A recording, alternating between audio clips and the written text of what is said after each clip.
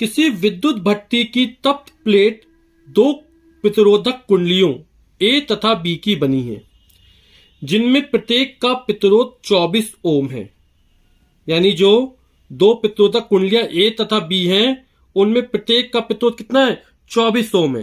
तो हमने मान लिया कि कुंडली, जो पहली कुंडली है, उसका प्रतिरोध R1 है, तो R1 का मान हमको 24 ओम दिया गया है। और दूसरी जो कुंडली है, प्रतिरोधक कुंडली, उसका भी प्रतिरोध कितना है? 24 ओम है।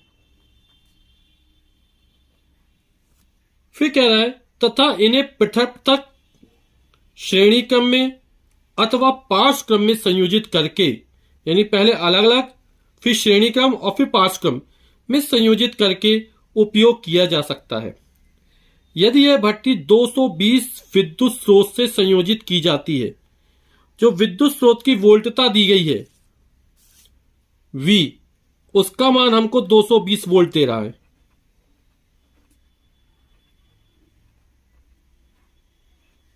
तो तीनों प्रकरणों में प्रवाहित विद्युत धाराएं क्या हैं?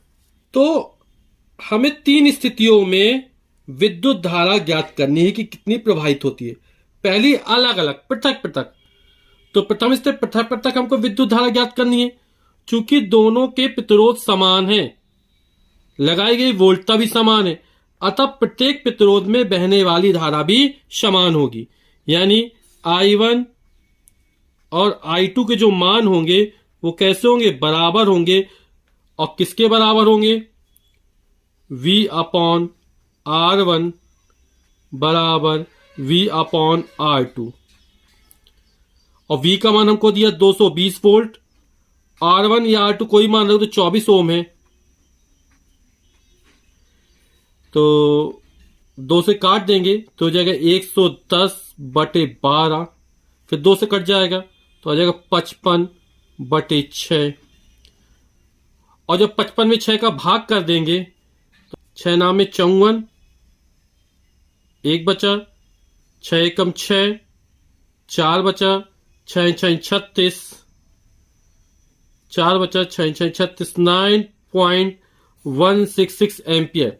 इसका जो निकटतम मान हो जाएगा, इसको लिख देंगे 9.2 एम्पियर।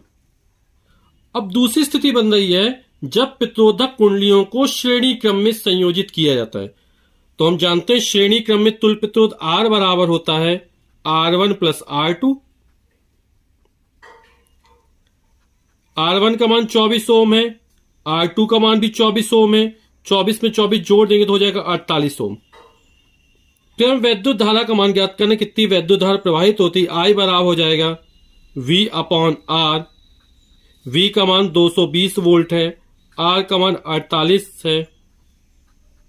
4 से काट देंगे, 4 पंचे 20, 2 बचा, 4 पंचे 20, 55, 4 एकम 4, 4 दूनी 8, 55/12। और जब 55 में 12 का भाग करेंगे तो आएगा 4.583 एम्पियर। और इसका निकटतम मान हो जाएगा लगभग 4.6 एम्पियर। अब तीसरी स्थिति है जब प्रतिरोधक कुंडलियों को पार्श्व क्रम में संयोजित किया जाता है, यानी समांतर क्रम में संयोजित किया जाता है। हम जानते हैं जब प्रतिरोधक कुंडलियों समांतर क्रम में संयोजित किया जाएगा, तुल्य प्रतिरोध 1/R बराबर होगा 1/R1 प्लस 1/R2। हम